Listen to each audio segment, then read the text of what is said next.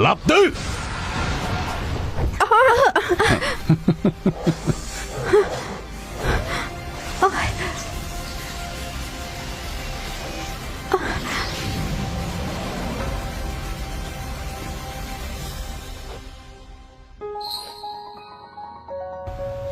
สาวยี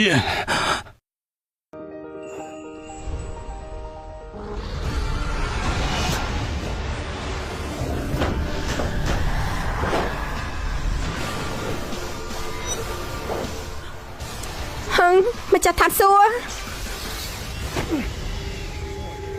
มูชูฮาวเนียงปัจจองจิเรแม่น่ะสดงนี้ខ្ញុំមិនចង់ជ្រៀតជ្រែកទេលោកផ្លេចថាវិមានអ្នកក្រៀននិងវិមានហងស្ថិតក្រោមការគ្រប់គ្រងរបស់យើងទេពាក្យសម្បត្តិនិងសន្យា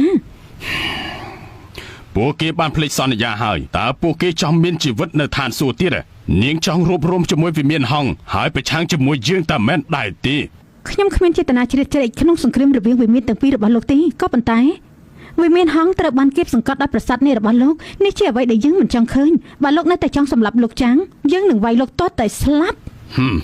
ឥឡូវនាងជួយចាងឡានជានេះគឺស្មើនឹងការខ្ជះខ្ជាយសម្រាប់ឋានសួគ៌មែនទេបើសិនជាយើងត្រូវធ្វើសង្គ្រាមជាមួយគ្នាមែននាងគ្មានឱកាសឈ្នះនោះទេ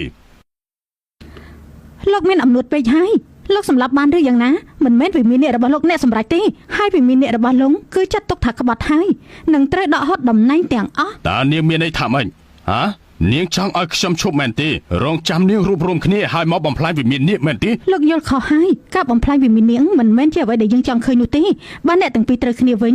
មានតែពួកយើងរស់នៅដោយសន្តិភាពតែប៉ុណ្ណោះលោកម្ចាស់ស្រីបើសិនជាគេព្រមមិនប្រយុទ្ធយើងចាត់ទុកថាថ្ងៃនេះគ្មានអ្វីកើតឡើងទាំងអស់កន្លះឆ្នាំមុនក្រុមរបស់លោកបានបន្តធ្វើសង្គ្រាមប៉ុន្តែមិនខ្វល់ពីរឿងឈ្នះនិងចាញ់តើលោកគិតយ៉ាងម៉េចដែរ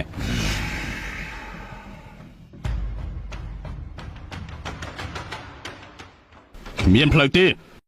ថ្ងៃនេះគឺជាឱកាសល្អសម្រាប់ព្រះរាជបុត្រនៃឋានសួគ៌ខ្ញុំមិនអាចបញ្ឈប់បានទេលោកពិតជាចង់កំទេចទាំងអស់មែនទេវាជាទូនាទីនាងធ្វើតាមអ្វីដែលនាងសុំទៅចោះកុំបន្ទោសថាមិនចេះអត់ធ្មត់មុនខ្មៅនិងសម្លាប់ពួកឯងហ្វឹងសឹងលោកត្រៀមខ្លួនហើយនៅ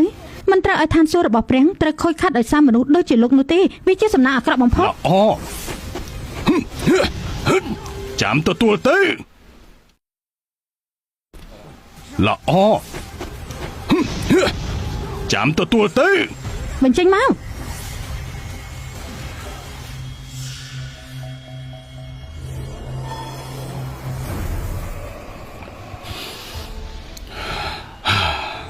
បាន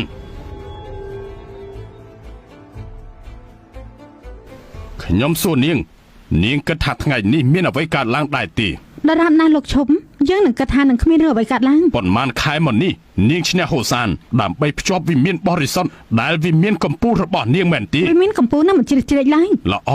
កន្លះឆ្នាំក្រោយយើងនឹងរងចាំវាជាមហារាជារបស់នាងដែលមានក្របមាសទាំងអស់9ដែលនៅក្នុងដៃរបស់គាត់មានអធិពលនាំអ្នកស្លាប់មកវិញតើនាងចង់លក់ដែរទេ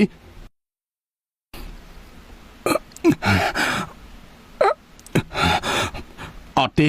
ទោះយ៉ាងណាក៏មិនលក់ឲ្យពួកនាងដែរបើសិនជាប្អូនស្រីរបស់ខ្ញុំមិនទទួលបានក្របមាសទាំង9កន្លះឆ្នាំក្រោយភាពបរាជ័យរបស់ហូសានគេចមិនផុតពីការស្លាប់ហើយមិនមានលក្ខណៈសម្បត្តិគ្រប់គ្រាន់មកចរចាទេប៉ុន្តែរឿងចុងក្រោយហេតុអីបានជាលោកចង់បានក្របមាសទាំង9កុំឲ្យគេឲ្យសោះទុកវាទីនេះហើយកុំលក់ឲ្យគេឲ្យសោះ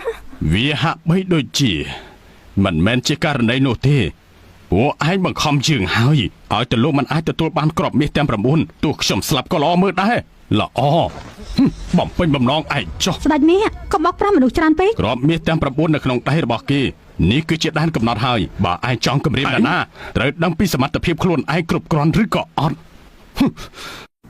ក្របមាសទាំង9ជាថ្នាំដ៏កម្រមួយគឺមានតែមួយនៅលើពិភពលោកវិមានរបស់យើងមិនមានបំណងលក់វាទេបើសិនជា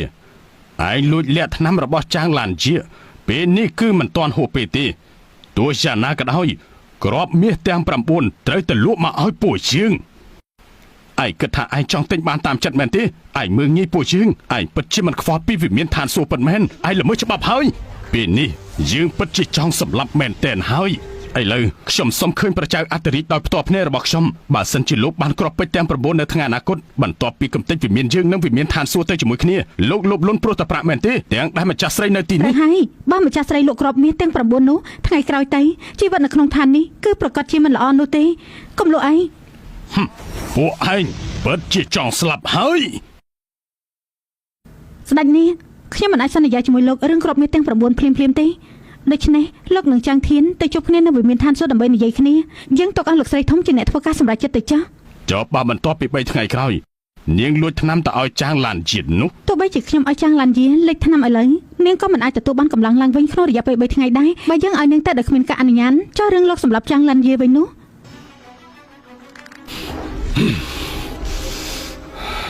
បានខ្ញុំជឿម្ដងចុះរងចាំមើល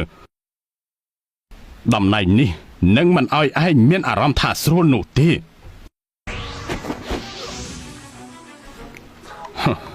អាចង្រៃគេបាត់ខ្លួនទៅយ៉ាងម៉េច ខ្ញុំអាចហោះហើរបានត្រឹមតែ2-300ម៉ែត្រប៉ុណ្ណោះដោយបង្រួបបង្រួមកម្លាំងធាតុពិតរបស់ខ្ញុំជាមួយនឹងកម្លាំងបច្ចុប្បន្នរបស់លោក ពិតមែនទេ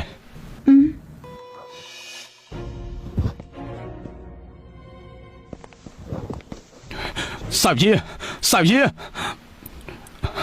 អរគុណនាងអរគុណដែលបានជួយពួកយើងខ្ញុំសូមវល់ជួយបងស្រីខ្ញុំផងទៅ លោកចាងកុំធ្វើអញ្ចឹងអីខ្ញុំមានវិធីសង្គ្រោះនាងហើយខ្ញុំអាចជួយនាងបាន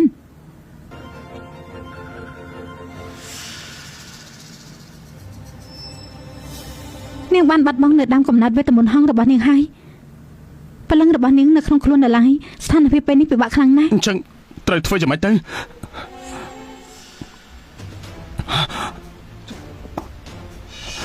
នេះជាថ្នាំទឹកឯង នេះគឺជាថ្នាំនាំព្រលឹងមកវិញខ្ញុំអាចជួយសង្គ្រោះបានត្រឹមតែពេលនេះប៉ុណ្ណោះ អ្នកនាងខ្ញុំសូមវល់សូមលក់ថ្នាំនេះមកឲ្យខ្ញុំមកបើសិនជានាងលក់ឲ្យខ្ញុំនឹងធ្វើតាមអ្នកនាងទាំងអស់ ទោះបីជាលោកផ្ដល់ឲ្យនាងនៅថ្នាំគ្រាប់មាសទាំង9ឥឡូវនេះនាងក៏មិនអាចវិលមកដូចដើមវិញដែរព្រោះឥឡូវនេះនាងបាត់បង់ស្មារតីទៅហើយស្ដេចនាងអាចយកវិញ្ញាណមកប្រយុទ្ធទៀតក៏ថាបានដូច្នេះក៏បង្ខំនាងអី បើអញ្ចឹងប្អូនស្រីខ្ញុំអស់សង្ឃឹមហើយមែនទេ មិនតដល់ដំណាក់កាលនោះទេ ខ្ញុំអាចធ្វើបានឆាំនិយាយមក យកគ្រាប់មាសទាំង9បន្ទាប់មកបញ្ចូលជាមួយនឹងការកាត់យឺតក៏ឲ្យវារលាយបាត់ដូច្នេះនាងនឹងឆាប់ធូរបន្តិចម្ដង តើខ្ញុំអាចកំចាត់ការឆ្លុះវង្វេងអាពាហ៍ពិពាហ៍នេះបានដោយរបៀបណាទៅ ព្រោះតែដឹងពីការកាត់របស់លីវយូឡូបានល្អបំផុតប៉ុន្តែការសន្និដ្ឋានគ្រប់យ៉ាងគឺត្រូវការគ្រាប់មាសទាំង9 អ្នកប្រុសចាងធាន3ថ្ងៃក្រោយពួកយើងនឹងដឹងថាម្នាក់នោះទទួលបានឬក៏មិនទទួលបានប៉ុន្តែអាស្រ័យទៅលើលោកស្រីធំ